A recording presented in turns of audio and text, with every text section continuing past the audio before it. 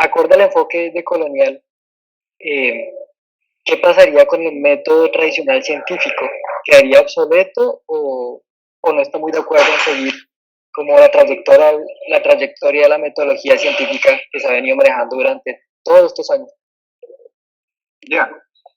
Bueno, mira, primero decir de que digamos, el procedimiento de hacer ciencia desde la perspectiva colonial no hay un interés en destruirlo, no hay un interés en decir que es malo, que es negativo, y digamos que no sirve para nada.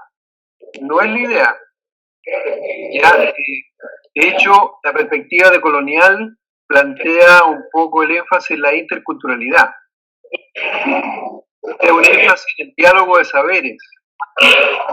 Por lo tanto, la idea es poder conversar, poder negociar, poder dialogar y poder enriquecerse entre distintas culturas, entre distintas comunidades respecto de la producción del conocimiento. Claro. Entonces, esa sería una primera cuestión.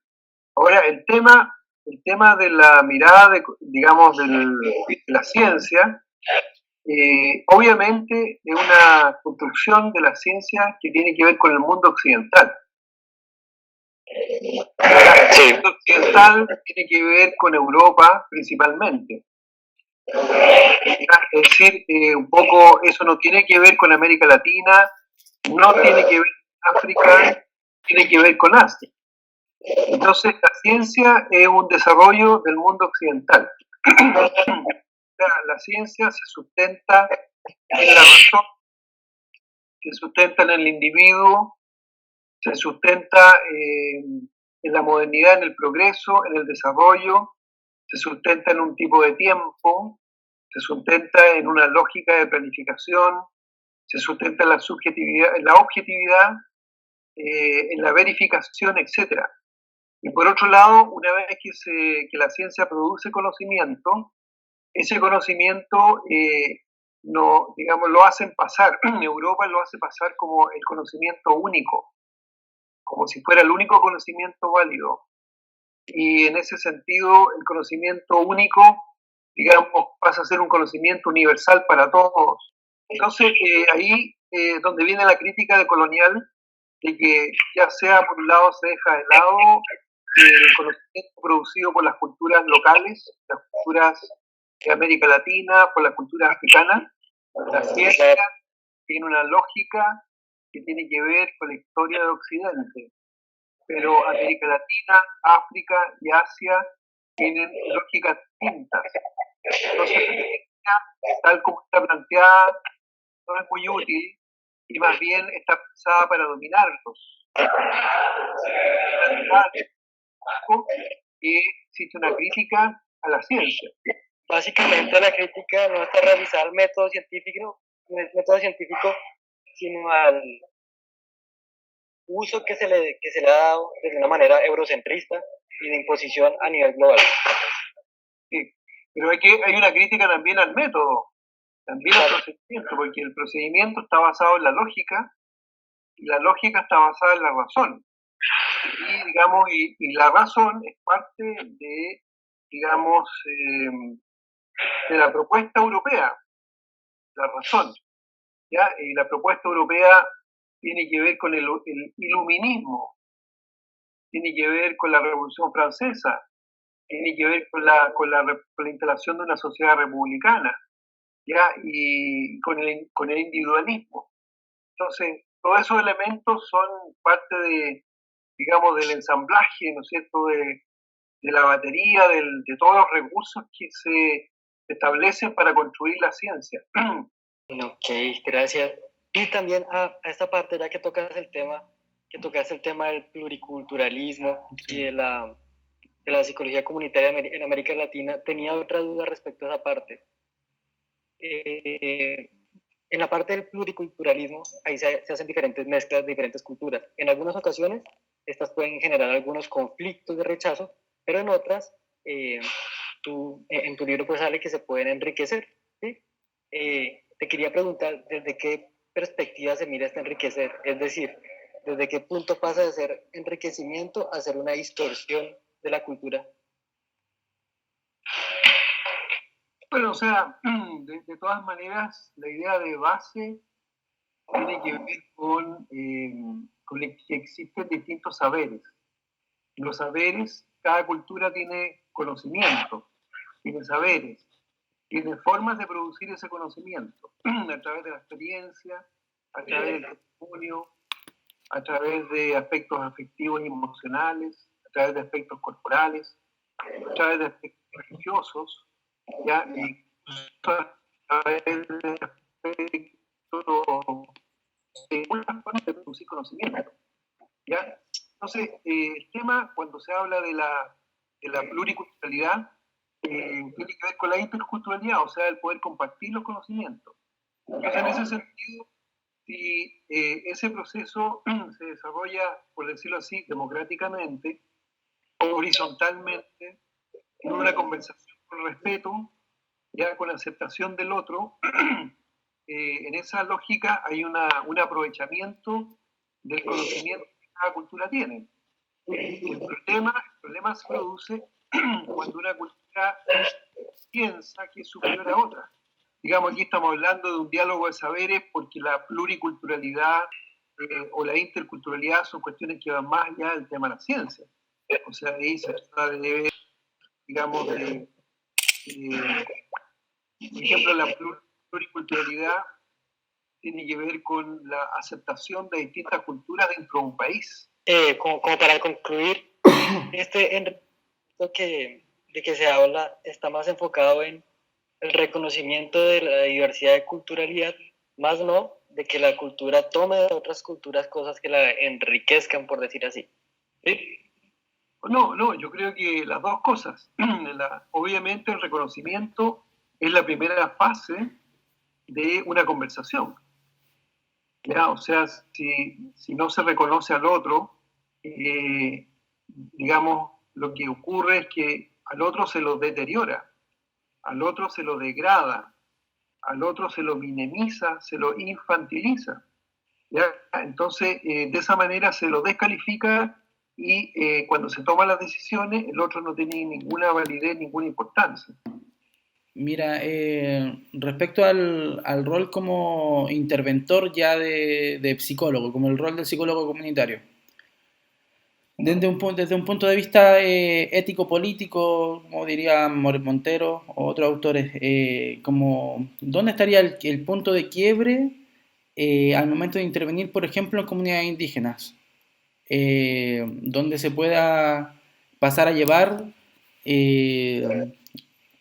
estos aspectos como de coloniales y imponer quizás una visión desde el mismo interventor en estas comunidades. ¿Cuál habría como un punto de quiebre, algún parámetro en el cual al estudiar, por ejemplo, comunidades mapuches, diaguitas o otras etnias de otros pueblos originarios de Chile, uno pueda influenciar ese aspecto propio de ellos sin ser uno como interventor miembro de ese perteneciente a esa comunidad? Bueno, mira, yo creo que primero la palabra intervención es una palabra que hay que cambiar. Ya, no hay que usar mucho porque la intervención es más bien una cuestión dirigida, una cuestión que viene del poder, una cuestión que ya está prearmada, ¿ya? Entonces el otro no tiene mucho que hacer. Entonces, más bien yo creo que la idea sería facilitar, mediar, ¿no es cierto?, fortalecer, claro. Tener una acción. Yo ahí en el libro hablo de acción comunitaria como una acción, como una actividad, no como una intervención. Pero ahora cuando tú dices el punto de quiebre, yo creo que, digamos, todos necesitamos ayuda de otro. ¿Ya? No hay nadie que sea perfecto, que tenga todas las potencialidades, que sea, digamos, que lo conozca todo, que tenga todas las personalidades. Por lo tanto, el apoyo de otras personas es bienvenido. Lo mismo pasa con la cultura mapuche o con otras culturas indígenas que necesitan apoyo y ayuda. También digamos, culturas más, la clase media, culturas blancas, culturas extranjeras necesitan ayuda igual. O sea, todos necesitamos ayuda, no hay nadie que sea perfecto, ¿ya? Porque, digamos, las comunidades han sido colonizadas durante muchos años, 100 años, 200 años, entonces, digamos, de alguna forma pensamos como si fuésemos europeos, ¿ya? Pensamos como si la ciencia es lo más importante, pensamos como que lo que hay que hacer es progresar. Y por otro lado, el tema de la construcción de un proyecto propio por parte de la comunidad. O sea, construir un proyecto propio, no sé si leyeron esa parte que hablo en el libro, pero que tiene que una comunidad que tiene proyecto propio tiene poco alcance, no tiene sustancia, no tiene proyección en el tiempo. Ya una comunidad que no tiene cabeza, que no tiene corazón, si no tiene un proyecto propio. ¿Ya? Una persona es como cualquiera de nosotros, que para poder desarrollarnos tú tienes que tener una idea de qué es lo que quieres en la vida. Tienes que tener un proyecto vital. Si tú vives día a día sin ninguna conciencia de lo que viene en el futuro, estás perdido. Cualquiera te puede empujar para cualquier lado. Entonces lo mismo pasa con una comunidad, tiene que tener un proyecto propio. Pero desgraciadamente con la colonización lo que ha ocurrido ha sido una destrucción del proyecto propio. Ha sido una destrucción de la cultura, de los parámetros comunitarios, de la participación. Ha habido una destrucción de la producción agrícola, del trabajo, digamos, de la colaboración, de la cohesión, de la amistad que hay dentro de la comunidad, de las formas de producción, de los conocimientos. Todo eso ha sido destruido. Entonces, como trabajo, uno debiera justamente ayudar a la comunidad a construir un proyecto propio, ¿ya? A desarrollar una propuesta de su vida. Ahora, la forma de hacerlo es muy complicada, porque, o sea, no es tan complicada, sino que requiere poner acento en algunas cuestiones que son claves, por ejemplo, el tema de la memoria. La comunidad tiene memoria, la comunidad se acuerda de su pasado. Ese, digamos, recordar y recuperar el pasado, empieza a aparecer cuáles son las necesidades, cuáles son los objetivos, cuáles son los propósitos de la comunidad. Y en ese pasado también aparecen los problemas, cuáles son las tensiones.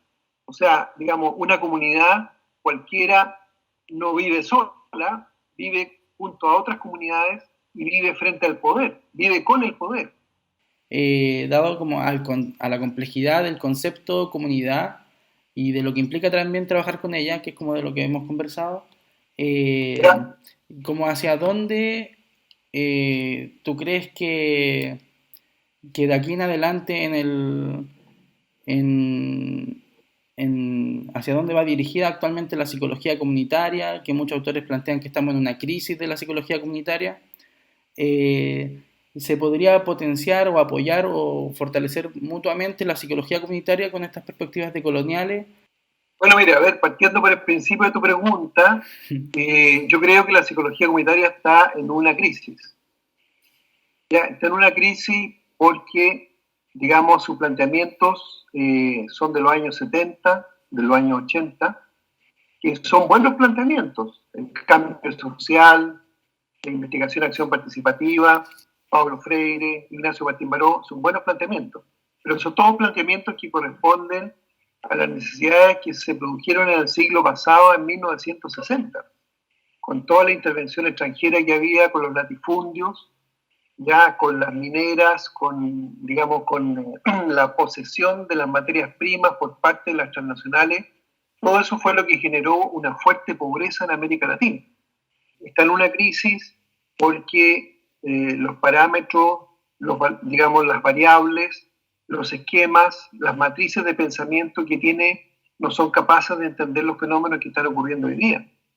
¿Ya? Y estoy hablando de fenómenos como el feminismo, fenómenos como el mundo indígena, fenómenos como los afrodescendientes, como los migrantes colombianos, por ejemplo, y otros migrantes más de toda América Latina. ¿Ya? Son un conjunto de fenómenos que están ocurriendo y que tenemos que saber darles explicación. ¿Ya? Entonces, para eso se requiere una nueva psicología, una nueva ciencias sociales, una nueva filosofía en Chile. Igual le pasa a la psicología comunitaria. ¿Ya? Entonces, el tema tiene que ver, yo creo, con estos nuevos fenómenos. Hay un nuevo escenario en el mundo y un nuevo escenario en Chile donde aparecen estos nuevos fenómenos que hay que saber entenderlo.